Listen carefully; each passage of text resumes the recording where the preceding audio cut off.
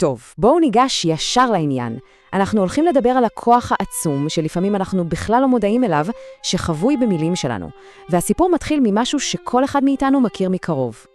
דמיינו רגע את הסיטואציה הזאת. מגיע חשבון טלפון וכתוב שם סכום מטורף, 1,500 שקל. ישר מתחיל הבלגן בבית. זה אתה, כל היום בטלפון עם החברים, מדבר על כדורגל ופוליטיקה. מה פתאום, זאת את? בסוף כמובן מבינים שכולם אשמים. כולנו מדברים, המון. החשבון הזה הוא בעצם רק סמל, המחשה לכמות המילים שאנחנו פשוט יורים מהפה, בלי לחשוב. אבל רגע, הכסף זה בכלל לא הסיפור פה. השאלה האמיתית, העמוקה הרבה יותר, היא מה המחיר הרוחני שאנחנו משלמים על כל הדיבורים האלה, על כל שיחות הסרק שממלאות לנו את היום. וחשוב לי לדייק כאן, אנחנו לא מדברים עכשיו על איסורים חמורים כמו לשון הרע, שזה ברור לכולם שזה נזק, אנחנו מדברים על קטגוריה הרבה יותר עדינה, מה שהמקורות שלנו קוראים דברים תלים בהיתר. אתם יודעים, סתם, פטפוטים, שיחות על כלום. וזה מביא אותנו לרעיון ממש ממש עמוק. אפילו הדיבורים האלה, שנראים לנו הכי תמימים, הכי לא מזיקים, הם משאירים חותם בנפש. הם יוצרים סוג של לכלוך רוחני שמצטבר ומחתים את הנשמה. זה דורש תהליך של ניקוי אחרי 120, תהליך שנקרא כף הקלע. כל מילה, פשוטו כמשמעו, כל מילה נרשמת. עכשיו, בואו ננסה להבין איך זה עובד בעצם. למה לדיבור יש כוח כזה? כוח שיכול לעצב את כל העולם הפנימי שלנו? תחשבו על זה ככה, מחשבה היא משהו פנימי, היא כמו גחלת עמומה, אבל דיבור זה כבר סיפור אחר לגמרי. הדיבור הוא הרגע שהמחשבה הפנימית הזאת פורצת החוצה, הוא הופך את הגחלת לאש בוערת, למשהו חי וקיים במציאות. חשבתם פעם למה אומרים שכשאנחנו כועסים הדבר הכי טוב לעשות זה פשוט לשתוק? כי ברגע שמוצאים את הכעס במילים, אנחנו לא באמת משחררים אותו, אנחנו מלבימים אותו. הדיבור נותן לכעס חיים, נותן לו כוח, הוא הופך אותו לאש של ממש שמחלה אותנו מבפנים. כדי להבין עד כמה הדבר הזה חמור ורציני, בואו נלך למקרה הרכילות הכי מפורסם, אולי הכי מטלטל שיש לנו בהיסטוריה היהודית. סיפור שמצווים עלינו לזכור בכל יום. קודם כל בואו נבין מי זו מרים, כדי להבין את גודל הפרדוקס. הרמב"ם כותב שהיא הייתה במובנים מסוימים גדולה יותר ממשה רבנו. היא גידלה אותו, היא סיכנה את החיים שלה בשבילו כשהוא היה בסל על היאור. האהבה והמסירות שלה אליו היו אינסופיות. אנחנו מדברים על צדיקה במדרגה שאנחנו אפילו לא יכולים לתפוס. ולמרות כל הגדולה הזאת, למרות כל האהבה הזאת, על הערה אחת, דיבור אחד שנשמע לנו אולי תמים, היא מקבלת עונש מיידי, נורא וחמור, צרעת. וזה פשוט פרדוקס שמטלטל את כל מה שחשבנו על דיבור. בואו נפרק את זה רגע, כי זה לא מסתדר. לא היה פה לשון רע במובן הקלאסי, לא הייתה לה שום כוונה רעה, היא דיברה על משהו חיצוני לחלוטין, וכל זה על רקע של אהבה עצומה לאח שלה. ובכל זאת, עונש כל כך נורא, זה חייב לגרום לנו לחשוב מחדש על כל פטפוט תמים שלנו. אבל כאן יש נקודה קריטית להבנה. הצרעת הזאת לא הייתה מחלה כמו שאנחנו מכירים. היא הייתה משהו אחר לגמרי. היא הייתה סוג של מערכת משוב רוחנית. תחשבו על זה כמו על מערכת הזעקה משוכללת, עם כמה שלבים. האות הראשון, האזהרה הכי עדינה, הופיעה על קירות הבית, משהו חיצוני. אם האדם מתעלם, ההזעה התקרבה אליו ועברה לבגדים. ורק אם גם זה לא עזר, אם הוא המשיך להתעלם, רק אז הנגע הגיע לגוף שלו.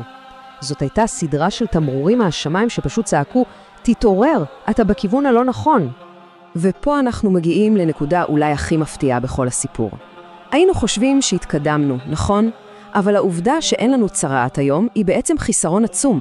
בדורות ההם, הנפש הייתה כל כך רגישה שהגוף היה כמו מערכת חיסונית רוחנית.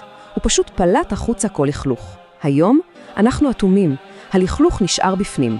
אין לנו את ההזקה הזאת, אנחנו פשוט לא מרגישים שמשהו לא בסדר. אבל, וזה אבל גדול, אם לדיבור יש כזה כוח להרוס, יש לו בדיוק את אותו הכוח לבנות, ליצור ניסים של ממש. זה מתחיל כבר בחג הכי חשוב שלנו, פסח. יש פה רמז מדהים במילה עצמה. פה סך, פה שמדבר. יציאת מצרים לא הייתה רק שחרור פיזי מעבדות, היא הייתה בראש ובראשונה שחרור של כוח הדיבור. היכולת להפסיק למלמל דברי ייאוש של עבדים, ולהתחיל לדבר דברי קדושה וגאולה. תקשיבו לסיפור המדהים הזה. פריז אחרי השואה, חורבן, ייאוש. אישה בשם חנה גורביץ', שבורה לגמרי. בעלה, בראל, נעלם במחנות בסיביר, אין שום סיכוי שיחזור. היא בוכה כל היום. אבל השכן שלה, הרב איצ'ה גולדין, יש כלי נשק אחד, מילים. הוא לא מתווכח עם המציאות, הוא בורא לה מציאות חדשה. כל בוקר, כל יום, הוא אומר לה את אותו המשפט. חנה, את תראי, הוא יחזור. והוא חוזר על זה שוב ושוב. הדיבור הזה הוא מה שהחזיק אותה. ובסוף, כנגד כל ההיגיון וכל הסיכויים, קרה נס. בראל חזר. המילים שלו פשוט בראו למציאות. אוקיי, אז בואו ניקח את כל הרעיון האדיר הזה ונוריד אותו לחיים שלנו, לכאן ועכשיו. וזו שאלת $1,000,000, נכון? איך לוקחים את כל העומק הזה ומתרגמים אותו לרגע הזה שאנחנו עומדים בתור בסופר וגוללים בטלפון או תקועים בפקק? והמטרה היא לא להפוך פתאום לנזירים שותקים. זה לא ריאלי וזה לא נכון. המטרה היא טרנספורמציה. לקחת את הרגעים המתים האלה, רגעים של פטפוט, ולהפוך אותם למשהו אחר לגמרי. והפתרון הוא כל כך גאוני בפשטות שלו. הוא לא דורש מאיתנו לשנות את כל החיים. הוא דורש רעיון אחד קטן עם כוח עצום. הרעיון של הספר הקטן בכיס. אז מה עושים? בפעם הבאה שיש דקה פנויה, והפיתוי לגלוש בטלפון או סתם לדבר שטויות הוא עצום, יש לנו בחירה. במקום לצרוך עוד תוכן ריק, אפשר לפתוח ספר או אפליקציה עם תוכן משמעותי, לדקה. או יותר מזה, להשתמש בכוח הבריאה של הדיבור, לשלוח הודעת חיזוק קצרה ופתאומית למישהו.